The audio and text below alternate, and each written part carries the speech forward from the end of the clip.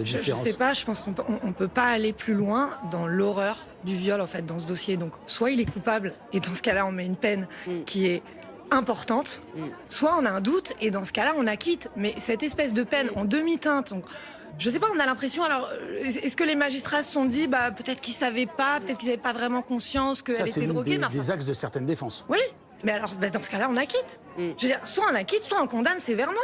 Mais dans l'échelle de l'horreur du viol, il y a quoi de pire, en fait? Je sais pas, je me pose la question.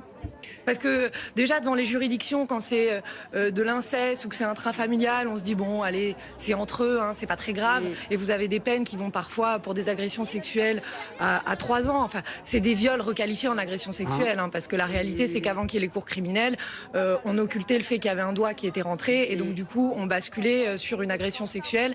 Et là, vous avez la peine encourue qui est divisée par 2. Donc, elle a quand même quelque chose de bon, cette cour criminelle. Elle est aussi intéressante parce que j'imagine assez mal des jurés vivre ces 3 mois de procès. C'est extrêmement douloureux. Enfin, je pense aussi tout simplement à la libido de ces gens-là, quoi. Je veux dire, c'est sans fin. À un moment donné, vous rentrez chez vous, vous n'avez plus envie de rien. Non, mais c'est une réalité. Donc, ces cours criminels, c'est bien. Moi, j'étais pas au procès, donc je peux pas savoir pourquoi est-ce qu'un tel aurait eu 6, 10 ou 8. Tout ce que je peux vous dire, c'est que si ce crime a été commis, on met pas 4 ans, on met pas 5 ans, on met pas 6 ans, c'est pas possible, c'est pas audible.